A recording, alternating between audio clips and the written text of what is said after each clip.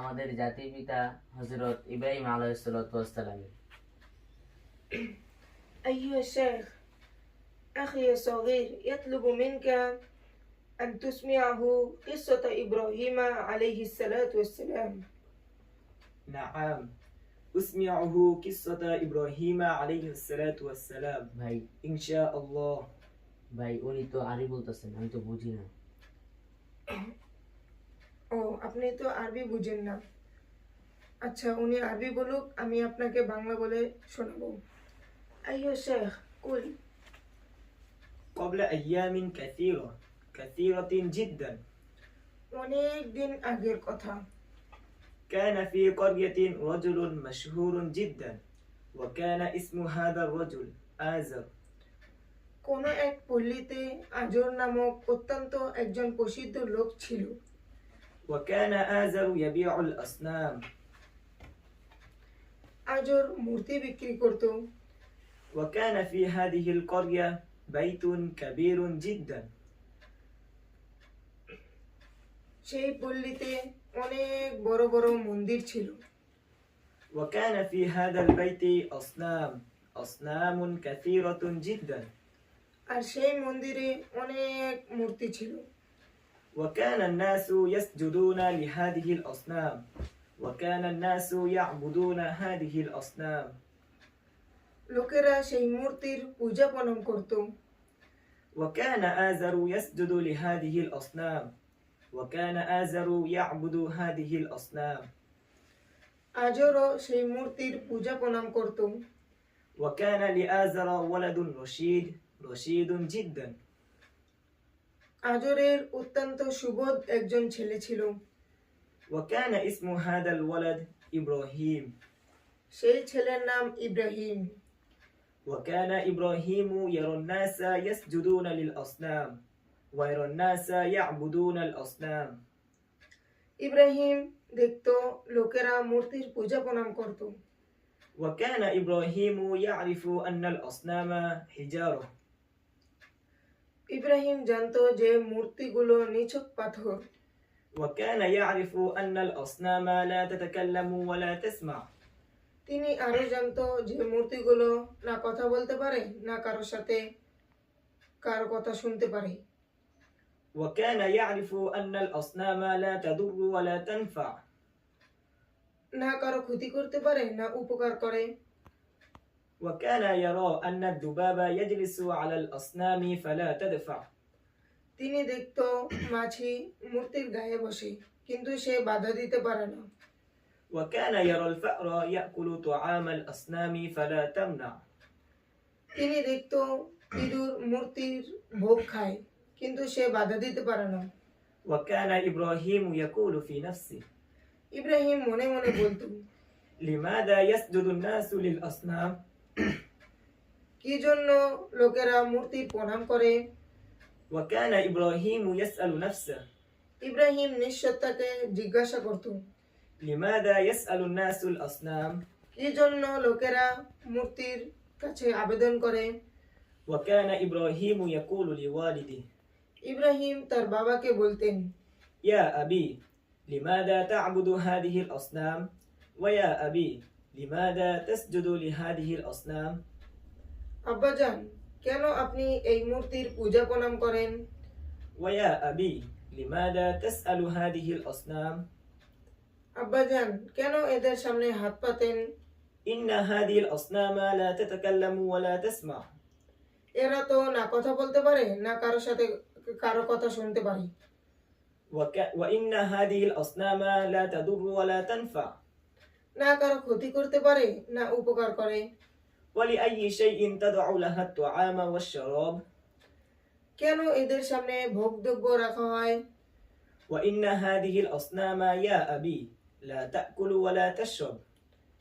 আব্বাজান, এরা তো পানাহার করতে পারে না। وكان آزر يغضب ولا يفهم. আজর কোনো কিছু না বুঝেই রেগে যেত। وكان إبراهيم ينصح لقومه.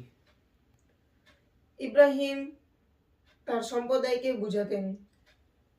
وكان الناس يغضبون ولا يفهمون. লোকেরাও কোনো কিছু না বুঝেই রেগে যেত। قال إبراهيم তখন ইব্রাহিম বললেন, أنا أكسر الأصنام إذا ذهب الناس যখন লোকেরা চলে যাবে তখন আমি মূর্তিগুলো ভেঙে ফেলবো। وحينئذ يفهم الناس তখন লোকেরা বুঝতে সক্ষম হবে। وجاء يوم عيد ففرح الناس উৎসবের দিন আসলো, ফলে লোকেরা খুশি হলো। وخرج الناس للعيد وخرج الأطفال বৃদ্ধরা শিশুরা উৎসবের উদ্দেশ্যে বের হলো। وخرج والد إبراهيم وقال لإبراهيم ইব্রাহিমের বাবাও বের হলো। তিনি ইব্রাহিমকে বললেন, ألا تخرج معنا তুমি কি আমাদের সাথে বের হবে না? قال إبراهيم ইব্রাহিম বললেন, أنا سقيم আমি অসুস্থ। وذهب الناس وبقي إبراهيم في البيت লোকেরা চলে গেল, ইব্রাহিম বাড়িতেই রয়ে গেল। وجاء إبراهيم إلى الأصنام وقال للأصنام ইব্রাহিম মন্দিরে আসলো এবং মূর্তিগুলোকে বলল, ألا تتكلمون ألا تسمعون তোমরা কি কথা বলো না? তোমরা কি শুনতে পারো না? هذا طعام وشراب এই তো তোমাদের সামনে ভোগদ্রব্য রয়েছে। ألا تأكلون ألا تشربون তোমরা কি পানাহার করো না? وسكتت الأصنام لأنها حجارة لا تنطق মূর্তিগুলো চুপ করে থাকলো, কেননা পাথর কথা বলে না। قال إبراهيم ইব্রাহিম বললেন, ما لكم لا تنطقون তোমাদের কি হয়েছে? কেন কথা বলছো না? وسكتت الناس وسكتت الأصنام وما نطقت মূর্তিগুলো কথা না বলে চুপ করে রইল। حينئذ غضب إبراهيم وأخذ الفأس তখন ইব্রাহিম রেগে মূর্তিগুলো ভেঙে ফেলল। حينئذ غضب إبراهيم وأخذ الفأس তখন ইব্রাহিম রেগে কুড়াল নিল। وضرب إبراهيم الأصنام بالفأس وكسر الأصنام ইব্রাহিম কুড়াল দিয়ে মূর্তিগুলোকে আঘাত করলো এবং মূর্তিগুলো ভেঙে চুরমার করে ফেললো। وترك إبراهيم الصنم الأكبر وعلق الفأس في عنقه ইব্রাহিম বড় মূর্তিটা রেখে দিল এবং তার গলায় কুড়াল ঝুলিয়ে দিল। ورجع الناس ودخلوا في بيت الأصنام লোকেরা ফিরে আসলো এবং মন্দিরে ঢুকলো। وأراد الناس أن يسجدوا للأصنام لأنه يوم عيد লোকেরা মূর্তির প্রণাম করতে চাইল, কেননা তা উৎসবের দিন। ولكن تعجب الناس ودهشوا কিন্তু লোকেরা অবাক হলো ও হতবাক হলো।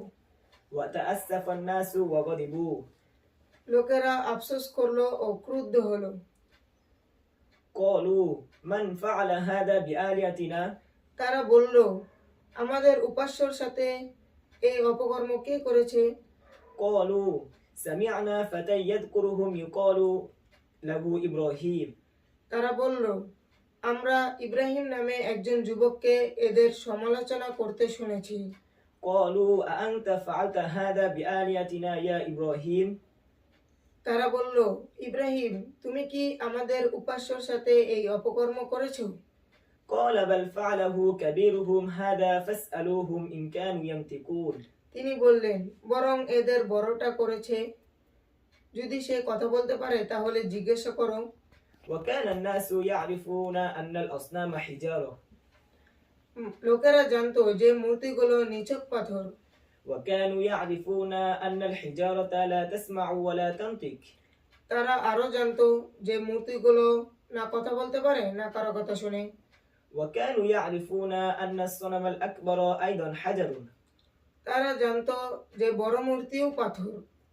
وأن الصنم الأكبر لا يقدر أن يمشي ويتحرك বড় মূর্তি হাঁটাচলা করতে পারে না। وأن الصنم الأكبر لا يقدر أن يكسر الأصنام বড় মূর্তিগুলো ভাঙতে পারে না। فقالوا لإبراهيم তখন তারা ইব্রাহিমকে বললেন, أنت تعلم أن الأصنام لا تنطق তুমি তো জানো যে মূর্তিগুলো কথা বলতে পারে না। قال إبراهيم তখন ইব্রাহিম বললেন, فكيف تعبدون الأصنام তাহলে কিভাবে তোমরা মূর্তির পূজা করো? وإنها لا تضر ولا تنفع এরা তো না কারো ক্ষতি করে না উপকার করে। وكيف تسألون الأصنام কিভাবে তোমরা মূর্তির কাছে প্রার্থনা করো? وإنها لا تنطق ولا تسمع এরা তো না কথা বলতে পারে না কারো কথা শুনে। ألا تفهمون شيئا أفلا تعقلون তোমাদের কি জ্ঞান বুদ্ধি নেই?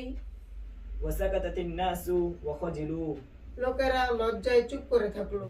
মাশাআল্লাহ, অনেক চমৎকার একটি ঘটনা শুনলাম। জাযাকাল্লাহ। জাযাকাল্লাহ।